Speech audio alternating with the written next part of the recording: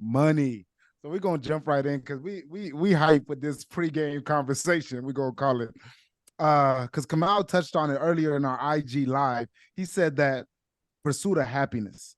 And this moment from the movie I've been reflecting on for a minute. And it's kind of like a throwaway scene. His son, Jaden in real life, but his son in the movies, he's telling this joke to his dad. He's like, okay, dad, this man was drowning in a lake. And he was like, God, please save me. God, please save me. And then a boat came by. And the boat was like, hey, you need some help? And he's like, nah, God's gonna save me. Like, keep it pushing. And still drowning. Another boat comes by. He's like, God, save me. The boat comes by, interrupts him. He's like, God's gonna save me. I'm good. A third boat comes by. He's like, God is coming. Like, move along. And then he drowns. And he gets to heaven. He's like, God, I thought you were gonna save me. And he said, God's like, I sent you 3 boats, you big dummy. And that was the whole joke. And it's a throwaway scene in the movie. But what it made me think about is in our lives, we have these moments where we're praying to God for a helping hand. And then the helping hand we get is not what we want. Right? Like, that ain't it. Like, and I want to like question you in a moment of when did you reject that hand or you attempted to? Where you prayed for something and then all of a sudden your ex shows up and they're the one trying to give you money, or a sibling you beefing with. Now you're the one, you have to accept it from them. Or you praying for a job and now a job open up where you got to clean toilets. And you like, okay, God, I asked for a helping hand, but this ain't it. This ain't, nah. Give me your other hand. Yeah. So have you had a moment like that where you were the man drowning, a boat comes and you like, nah, I'd rather drown, keep it pushing? Hey, I'm gonna hop right in because this question is my entire like 2021 and 2022 wrapped up into one answering question. So I go by this saying that aligns directly with this question that you asked, Tunji, is when you pray to God for a cake and you receive eggs, milk, flour, sugar, all the ingredients to make the cake, but you're still frustrated and you're pissed at your process because you didn't receive a cake. But what you don't realize is God gave you the ingredients to make your own cake. So really you can make a cake that you didn't even know that you would love because he gave you the ingredients to have the freedom to make that cake. And I see that in such alignment with the question. And my experience of being helped but didn't think I needed that help was a relationship with a family member where I prayed for emotionally clearness. I prayed to be emotionally confident. I prayed to be able to have tough conversations because there was a time in my life where I was an avoider, where I would walk away from tough conversations. I would walk away from friendships because I was uncomfortable, telling someone about themselves or hearing, constructive criticism about myself and how I loved and how I needed to love better. And God gave me eggs and the ingredients of this cake of what I was praying for, to be emotionally aware in a relationship with a family member where I just felt like this is impossible. But what it gave me was the clarity on how to have conversations with someone who I didn't feel like loved me how I should have my entire life. But it wasn't until I prayed for that where it started happening. And I was like, of all examples that you could have given me of how to raise my emotional clearness and clarity, you give me the hardest task that I've been avoiding for 20 something years. But now I have this cake and I have multiple cakes now because that example has now bled over into platonic relationships and professional relationships of just how to have a hard conversation and knowing that it's okay to have a hard conversation. When you have those hard conversations, you start to create, again, I'm going to stay on this cake analogy, cakes that you didn't even know that you needed in your life. Yeah, what I would say to that is God has a sense of humor. He's funny. He thinks he's funny as a mug, man. Like, come on right now. To answer your question, I feel like I'm going through this right now. And in the past, when I've gone through this, what's been really helpful is having people like push back on your request for help, because we want help, but then when help comes in a certain form, you don't want it. And it's like, do you really want the help then? Do you really want to get at the end destination? And I think sometimes we want our cake, and we want to eat our cake. We want to have our cake, and we want to eat it too.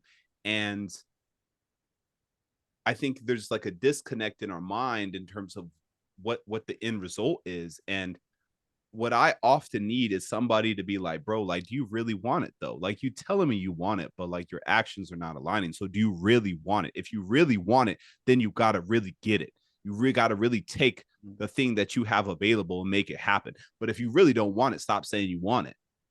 Thanks. That's the self-talk, because we can make it happen with the things that are presented. But I mean, yeah, I've had opportunities show up and be like, this is cool, but this isn't what I wanted, this isn't everything that I wanted. Why can't I just wait for the thing that I really want? Like, I'd rather, I'm just going to wait, I'll just continue to suffer, and I'm just going to wait for the thing that I really want. The sad part is, like, that's really not the right answer, to wait. I feel like you got to take the blessing that's given and make it into a blessing. Like, take the raw materials and make it into something. Last thing I'll say on it is the blessings that I have in my life did not come as is. They came in an ugly packaging, in an ugly wrapper. They were presents that I didn't want. And I just took it and I embraced it, and I loved it in its ugliness. And it finally got to a point where it started loving me back, and it looked a lot more beautiful than when it started. What do you think? Go ahead. No, I was asking, what are you thinking about in particular? Like, we talk about that ugly wrapping. I'm thinking about my job, my current job, Yeah. It was ugly to me. I was like, bro, you can't be serious right now. But I had a community, I had mentors in my life who had told me, like, yo, you can't be picky. You can't say that you want an opportunity, and when you get an opportunity, you don't take advantage of it. Like, I don't care what the opportunity is. When it comes, dude, and you determine that this is going to work, it doesn't have to be 100% alignment, but if you feel like it's 60-70% alignment, you got to take that shit and you got to make it what you want it to be. It's not promised. Nothing's guaranteed. Nothing's promised. But if you get a shot, if you can just pry the door open, that's all you should be asking for.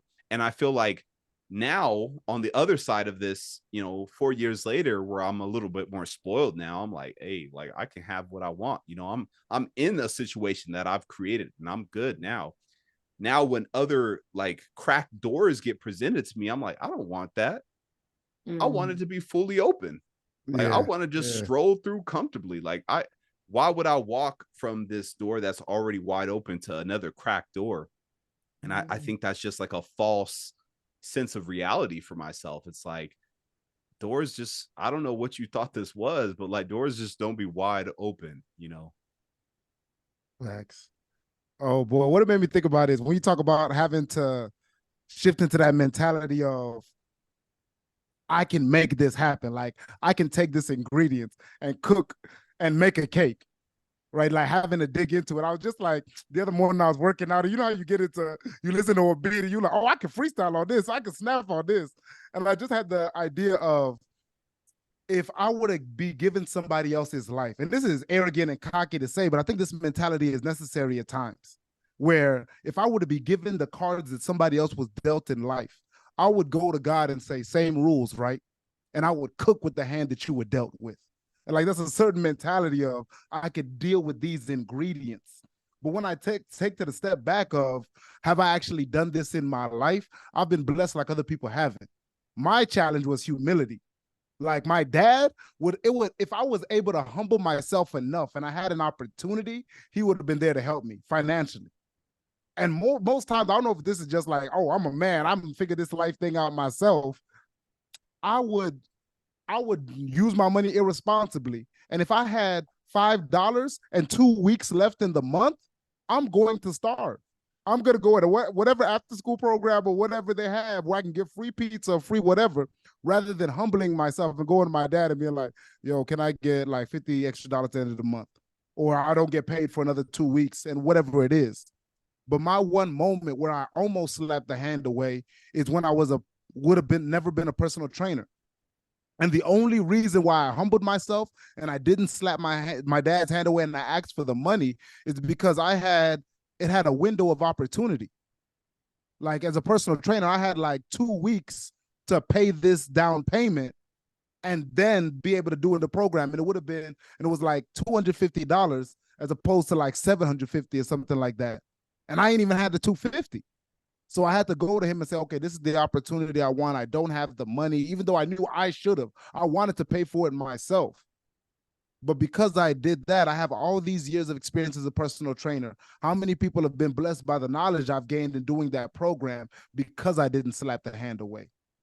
Because a man on the boat, which was really my dad, that I knew that boat was circling the entire time. I just had to swim with it. I just had to swim to it, excuse me. So really, that's my story. If you have people in your life now, like a lot of us do, it's just so humbling to go to a best friend your day one and be like, yo, can I get like $20 for this, like this? Like, can I get 50? Especially if you're the one that sees yourself as the helper, as the giver. To humble yourself and not slap that hand away that you know is always out there. That helping hand, like y'all talk about it all the time. I got you no matter what. And then no matter what comes and you don't say nothing. Mm-hmm. So like, that's really what I was reflecting on. Like when your no matter what comes, you know who your people are. Even if you get rejected, have the courage to ask. Have the courage to take your L. Have the courage to hear, no, I don't got it right now. Or have the courage to hear about yourself. I don't trust you to pay me back. Yay. Because if it's a real one, a real day one, they'll tell you that. They tell you that, like, you know, you're not going to pay me back. Just say, like, you need the money. Don't ask to borrow it because, like, you ain't giving it back. And a real day one will be like, just take it. Or they'll be like, I don't have it to give. Like, it's going to this. It's paying my bills. But have the courage to really face yourself. It's a powerful space to be in, too, you know, when you're, I think you learn a lot about yourself when you're waiting for a blessing or you have your hands out, you know, hoping to receive a blessing. Like you learn a lot about yourself. I think a lot of the maybe preconceived notions or the things that fuel your ego, like they should dissolve during that time. You should get a better idea of who you are. You should get a better idea of your character, of your values, all of that stuff.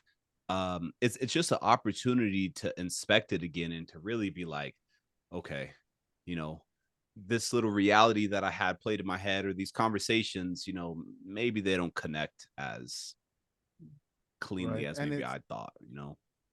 And it's different, like when you put your hand, I think we've talked about this before, and this quote that really hits me, it'll be a perfect segue into our next segment. But like it's different between getting advice, having a handout, and you working, trying to figure it out versus gimme. This quote I said, ambition is when you expect yourself to close the gap between where you are and where you want to be. Entitlement is when you expect somebody else to close the gap between where you are and where you want to be. So like, I think that's powerful in itself. Absolutely. And I want to hop into something you said, Kamau, about the waiting season. Something else you learn in the waiting season is to be very intentional of what you're asking for. Because the longer you wait, you want to get more and more intentional about what you're waiting for. Because I know from experience, when I was in my waiting season, I was very lackadaisical. I was just saying, like, kind of cocky, like, oh, I know something else is going to come my way. Like you're saying, I know another boat is going to come. But then I started thinking, the longer the boat didn't come, I started saying, am I asking the right question? Am I praying for the right type of boat? I started thinking of the type of boat I wanted and the type of people I wanted on the boat, the type of driver on the boat. And the more I got more intentional of what I was expecting to come my way, the boat showed up and it was a boat that I didn't even know to pray for or didn't even know to ask for. So to our listeners too, if you're in that waiting season and it's just taking a long time and it's just prolonging more and more, go back to the drawing board and make sure that what you're asking for, you're being very intentional about what you're asking for instead of just asking for that umbrella effect of the whole picture, get very detailed on the type of blessing you want and how you want to feel and the type of people that you want around you and the impact you want to make. Say names of examples of people that you want around you. Look up different places of where you want to be. I'm telling you, when you get very intentional, then your energy shifts from waiting to, it's almost like a game now. It's like, all right, what else do I want? What else do I want to be intentional about? So just get very intentional about what you're waiting for. And when it comes, you'll start seeing that your intentionality will start bleeding over into other aspects of your life. Where now you just know the details of every aspect of visions and dreams and people you want around you. And you'll start seeing your world, get a lot calmer, a lot peaceful, because you know what you're stepping into now. Like the rooms that you pray to be in, you know that you're going to have people with certain attributes and career stories, and they're going to look out for you because you already pray for that. You already expected to walk in a room that way. And that's actually a great segue. Just talking about that clarity. And I feel like what a lot of people struggle with is the feeling of feeling lost. It's the feeling of not knowing what the next move is to make. Life is full of twists and turns. It's unexpected moments that that force to ask ourselves, like, how should I proceed? And that's what this segment is about. It's an opportunity to have a genuine conversation between us and you, the listener, about what those pivotal moments look like that shape our lives. So we have a submission, and I'm going to read it here. I'm 23. I'm the youngest of 5.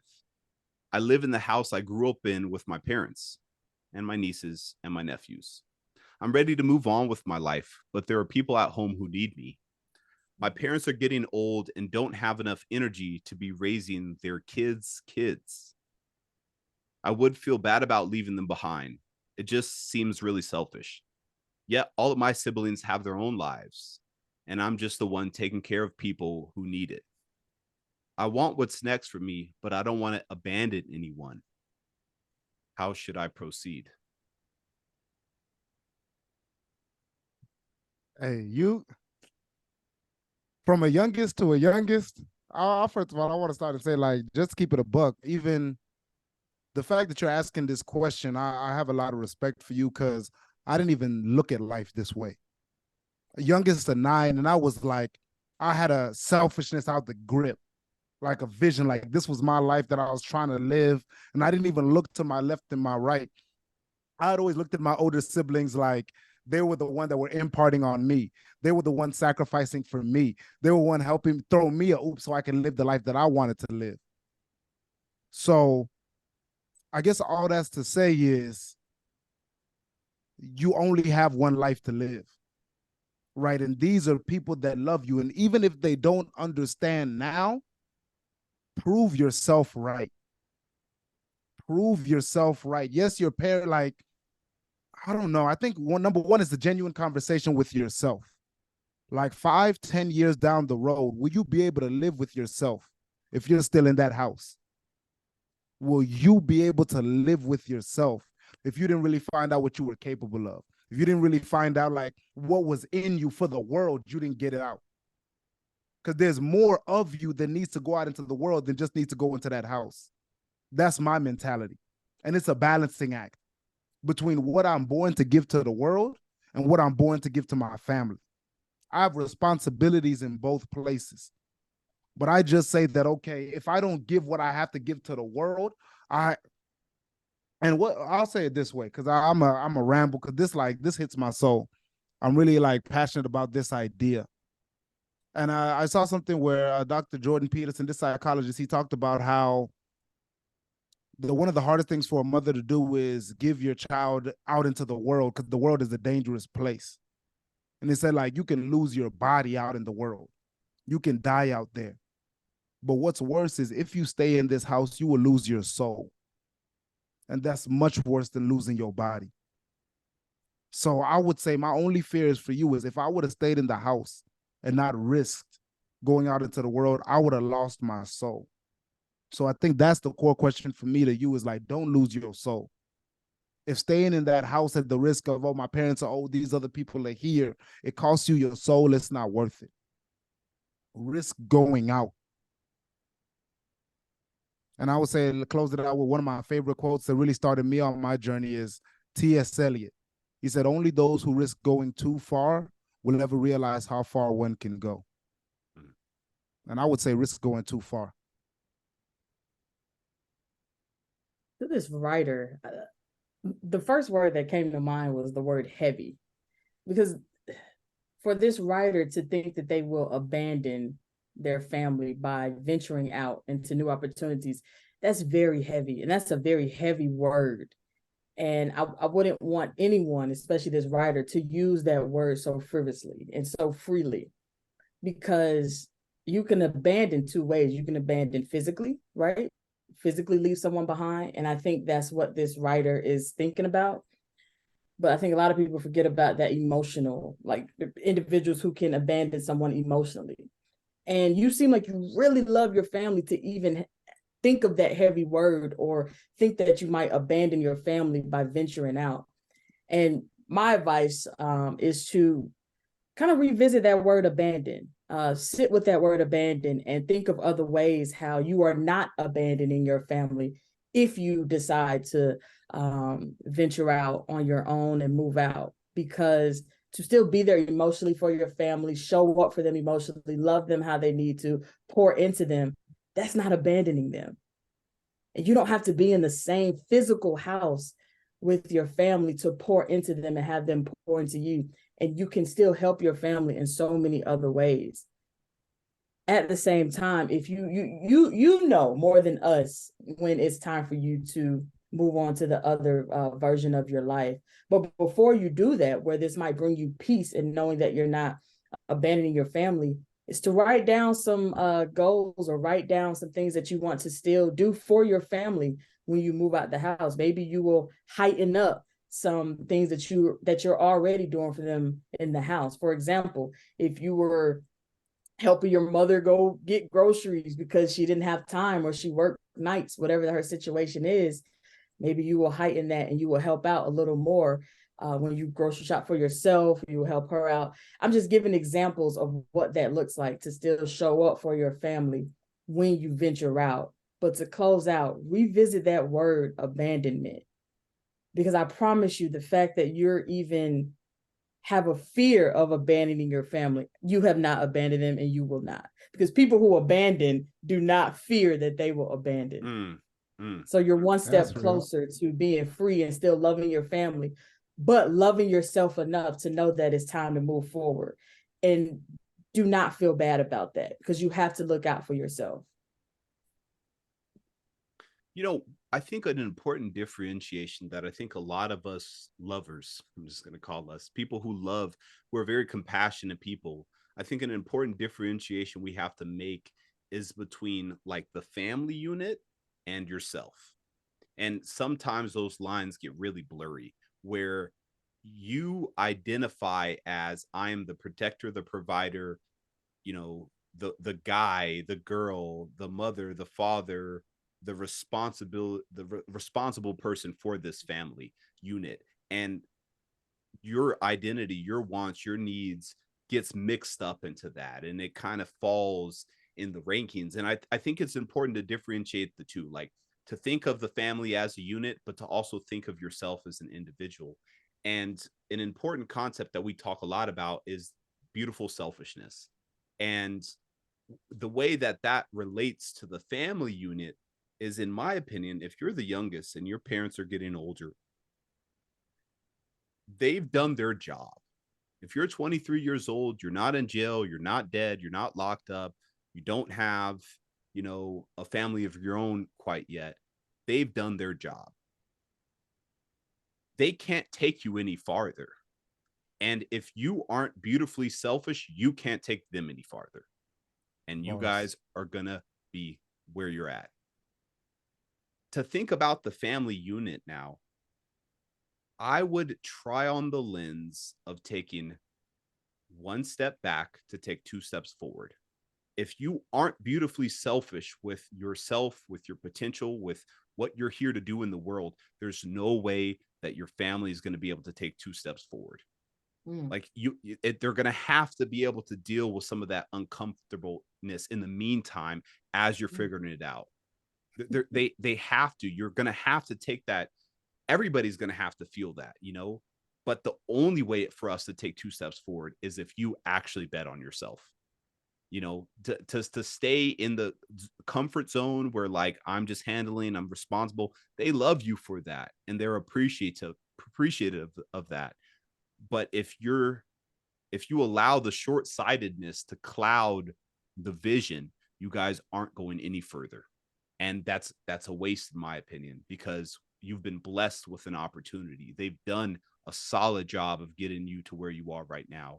And to zoom back out and look at the bigger picture, the ball's in your hands now. And sometimes, as you know, a player on the team, you gotta bet on what you feel inside, because you know it's going to help the team win. But if you just trust the collective consciousness, you might never have the confidence to take that shot. So I would just encourage you to look at it as like, there's the family unit, there's myself. In order for me to move the family unit forward, I have to have a beautiful selfishness with moving myself forward.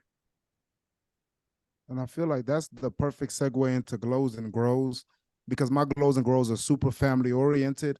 And I feel like this listener from How Should You Proceed, this is what it looks like, that beautiful selfishness, like 5 years down the road, 10 years down the road, whatever. Because my glow is, yesterday I had a conversation with the people that are doing my taxes and my bookkeepers about my goals for the rest of 2023. And one of those goals is like, well, number one, unfortunately, it's like pay taxes. Number three is get the credit together, still pay off that debt. But number two is hiring my mom as an employee for my company and being able to give her health insurance. And her being able to own her time. It's touchable now. In 2023, like I can, like that's a glow. Like to talk about it for years, but now it's real. To say it out loud to people on the phone, to be talking money, to be talking opportunity, and to be the one to give it to my mom. I hunger for that. And it's like a shark tasting blood in the water. Oh, it's close. It's close. And that's my glow. That's my glow. Like that just put me into a different gear to say that out loud. And them to be shaking their head and be like, oh, okay, that's dope. But no, you don't understand what that means. And to that listener, that feeling is different. And it took a beautiful selfishness to get there, but my grow, the other side of that coin. And this wasn't a beautiful selfishness. This was just selfishness. I thought I could have my cake and eat it too. I talked to Kamau about this.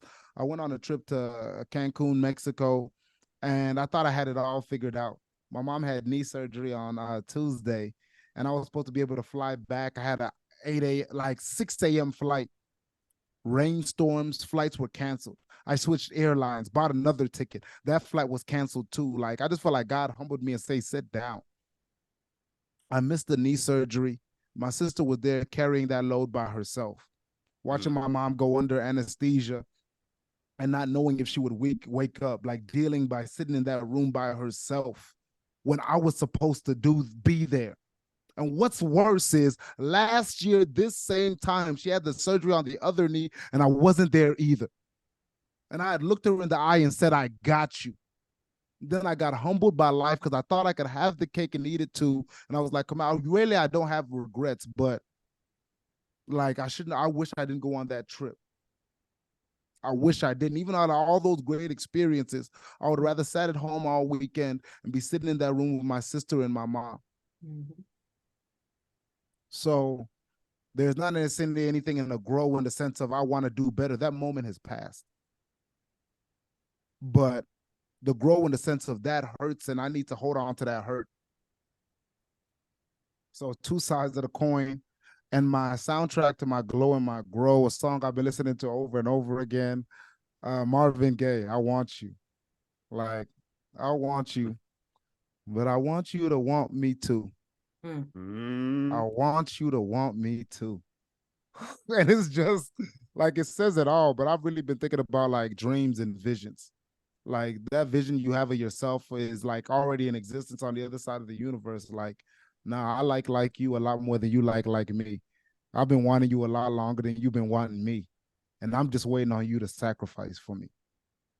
So I've been listening to that song on repeat, like I want you. I just want you to want me too. So that's me. That's it. I'll hop in. I'm going to start with my grow this week. My grow this week is an area that I need to grow in, or that I'm growing in, regarding to types of friendships and like the balance of friendships. I found myself in a situation where I thought, or let me say, I assumed that a friendship was more, even though it started on a business tip. And I think this is a really good topic to talk about, especially for 20 somethings, 30 somethings, because I feel like this is the part of life where either you're making friends through business and they grow to platonic friendships, or the other side of the coin. You have platonic friendships and they grow business, and you all are just helping each other thrive. But this time, I thought that a friendship was, I guess, more than it was, and a hard conversation had to be had. And it kind of like hit me upside the head, where it's like, not everyone deserves Zuri's personality. Like, not everyone deserves who I am and what I bring to the table for friendships, which, as we all probably can relate to, your business side and your friendship side are a little different.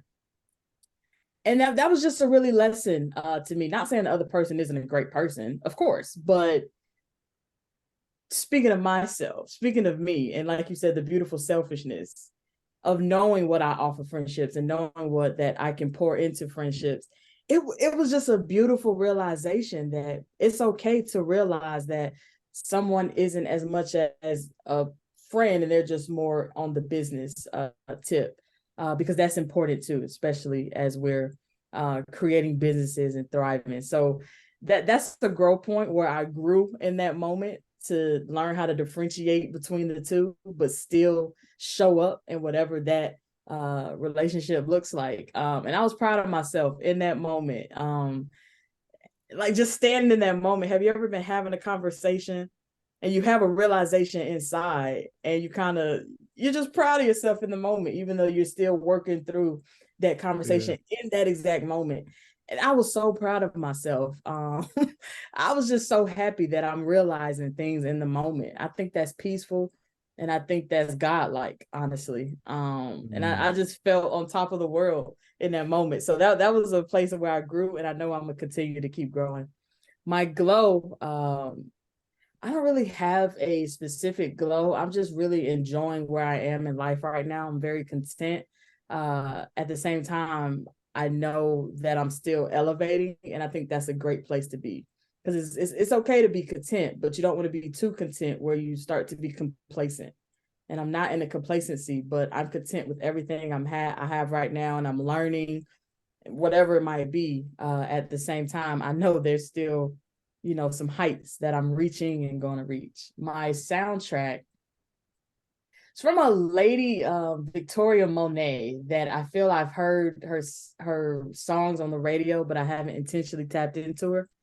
And it's a vibe. It's my favorite vibe. It's the R&B. It's the riding down the beach with the, windows down and just vibing.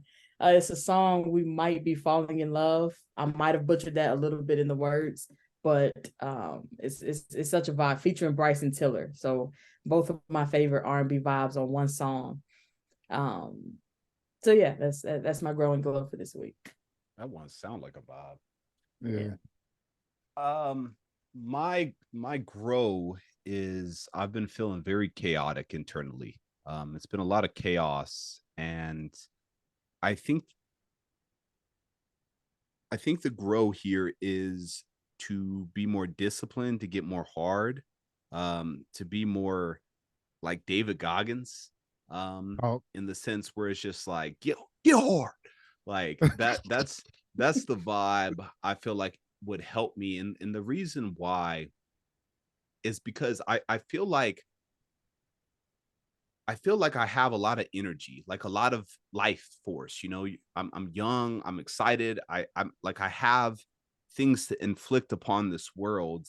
And what I do instead is I let my vices suck that energy, and it leaves me in this chaotic state where I have energy and it's just moving with inside of me, and it creates frustration. So I go to my vices to lower my vibration, but then I just sit and I'm like a couch potato, and I'm just sitting and sulking, where I really should be using this energy to make change and to make my vision come alive. And the reason I feel like I'm not doing that is because I'm chasing more like feel good. I'm chasing more dopamine. I'm not hard. Like, I'm not like focused on staying and just being like 10 toes down and just embracing all the hardship that comes with that. But I'm also, because I'm not choosing that route, I'm not channeling this energy effectively. It's just creating chaos inside of me. So whether that looks like meditation, whether that looks like working out, whether that looks like, physical therapy for me, just doing things to keep myself like locked in, to keep myself like, like if you think about like muscles, muscles, like they're hard in the sense that there's so many different interconnected points that like they squeeze together, and they can channel energy, they can take energy. Like if you get punched in the abs but you have strong abs, like they can absorb the energy because they get hard, they squeeze together.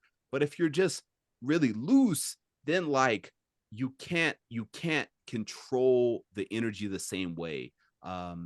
There's a time and a place to be loose. There's a time and a place to be in flow state. But right now, I have too much energy and it's just corrupting, and I'm running away from it by going to my vices. And that is a fucking grow of mine. It's hard. My grow is I have been digging into kind of like my family history. I've been spending a lot of time with my dad. He had surgery last week, successful surgery. Thank God. But it's been really interesting because I've been spending time with him, and spending time with your parents, especially if you don't live next to them or near them or by them, you don't get to see them a lot.